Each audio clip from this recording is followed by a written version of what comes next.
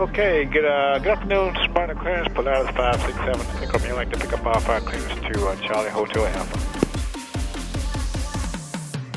Lot 567 Echo Romeo, Sparta ground, you clear to Chattanooga Airport via radar vector, then and found. Lot 567 Echo Romeo, fly runway heading, maintain 3000, runway 19, clear full takeoff. Okay, runway heading, clear for takeoff, runway 19567, Echo Romeo.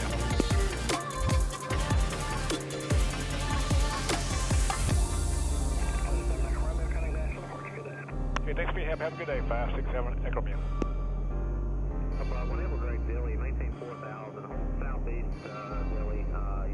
So right now we're at about 13,000 feet. We're at 13,000 feet. We're doing a little over 300 miles per hour, headed to my hometown of Chattanooga, Tennessee. It used to take me about an hour and a half, about an hour and 45 minutes to travel from Chattanooga to Nashville. Now we're going to do it. 11000, 567, Romeo. It used to take about an hour 45 to 2 hours to drive over to Nashville. Today we're going to do it in about 31 minutes. When you're up here, it's very freeing because most people would know you by a number as opposed to by a name. And so everybody gets treated pretty fairly in the cockpit of an airplane. So that's one of the reasons I like being up here. But I also like being up here because,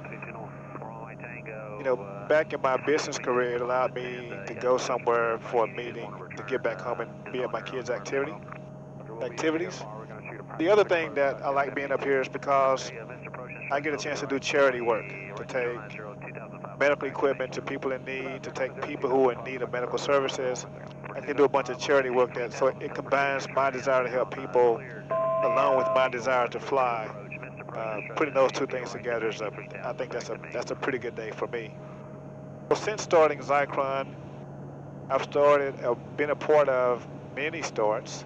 I was the co-founder of Reliant Bank in Nashville, Tennessee, and Brentwood, Tennessee. We currently have about $1.6 billion in assets. So coming from a family that was unbankable to starting a bank is pretty cool.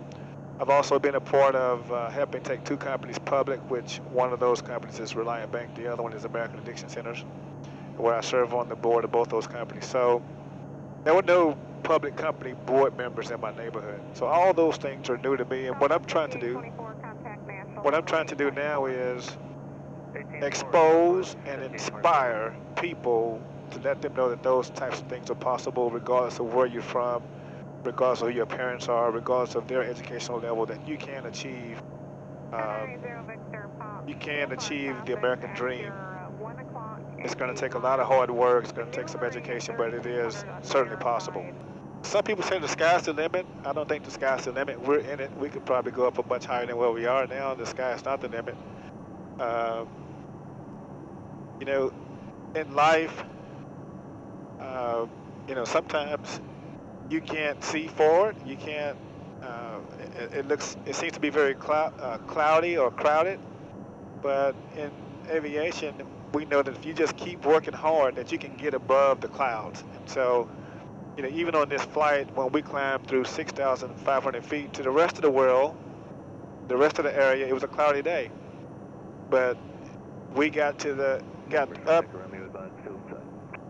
We got the field in sight, 567, Echo Romeo.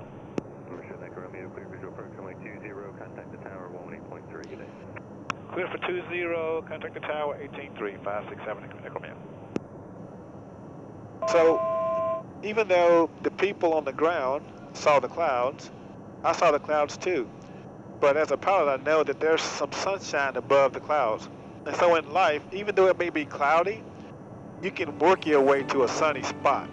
And so, and that's like, wherever you're born, if you're born in the ghetto, you can work your way out to a sunny spot. So flying is kind of like that. And so, regardless of what your current position is, there's some sun somewhere, there's some success somewhere, there is some opportunity somewhere, but you can't be blinded by the clouds. You can't focus on the clouds. You can't be focused on the obstacles. You got to be focused on how you're going to get through and under, over, or around the obstacles. I was born at 1911 Jackson Street. Our duplex used to sit right here, and this was our front yard. You take about 3 steps, and you be on the sidewalk. A couple more steps, you're in the street. So I'm from a family of renters. That second duplex right there, my grandmother lived there until she passed away. 4 or 5 blocks from here, my Aunt Velma lived there for 20, 30 years. 4 or 5 blocks from here also, my Aunt Maddie lived there for about 30, 40 years since she passed away. So I am from a family of renters. It was until I was 13 years old and my dad was in his 40s and my mom was in her 40s before they bought their first house. And so, but this is where I grew up playing, having a good time. My grandmother used to be a cook at the city newspaper, and she was also a maid for people who lived up on the mountain. But the thing about being right here is you're down in the valley of Chattanooga, but you can see Missionary Ridge, the mountain right there. That's where the rich people lived, or probably still do live. And if you turn around this way, there's another set of mountains. That's where the rich people lived. So, and what I didn't know was, I didn't know when I was a kid that we were poor.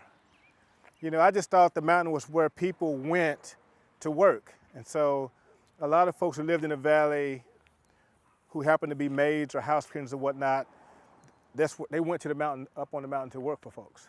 This is Orchard Knob. And so you could come here and catch a taxi to go downtown for 35 cents.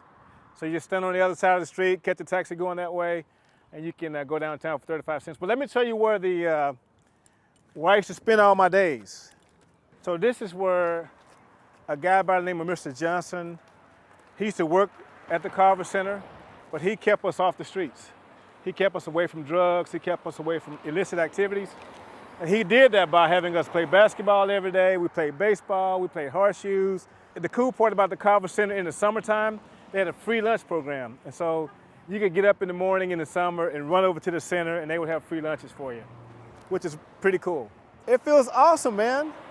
It always feels good to be back home, to where, you know, it all started. This is a good spot, and I wouldn't change the trajectory for anything. I wouldn't change my start for anything. It makes me appreciate, you know, who I am and where I'm from. It makes me appreciate people. It makes me appreciate people from all walks of life. It lets me know that those kids that are walking over there, there's hope for them, that they can make it out of this area, that they can get an education, that they can be successful. So you can start right here and go anywhere. You can make it happen. You get a good education. If you're willing to work hard, you can make it from anywhere in this country. And that's what I like about America. It's a land of opportunity. Sometimes you may not see them, but they're there, they're here, and they're in every community that exists. So you just got to work hard and make it happen and not take any excuses. My mom always dreamed of having a house, and this is the first and only house she ever procured. What we learned was that financially we were a little in over our heads. And I knew that as a kid, when I was 13, 14 years old, I knew that we were behind on our taxes, behind on our payments. But my mom was a person that was able to survive anything and get something done. But when I was a kid and the bus dropped me off on the other side of the hill, since I knew we were behind on our payments, and I didn't know how all that stuff worked. But every time I walk over the hill, I kind of sneak over because I was thinking that somebody's gonna have a for sale sign in our yard saying that we had to sell our house. But we held on to it, and my dad lived here until he died a couple years ago. But a lot of fun memories here on Lynn Circle. Not as many as living on Jackson Street, but this is the first place where I had my own bedroom. I didn't have to share a bedroom with my 2 brothers. Had my own room. I remember the first night staying here thinking, wow, this is pretty awesome to have a room to yourself. I didn't have to share a bathroom either, which was pretty cool. You know, on Jackson Street, we had 1 bathroom for 5 people. Here we had 2.5 baths, so that was a vast improvement. So, yeah, but this is 2431 Lynn Circle. This is the spot.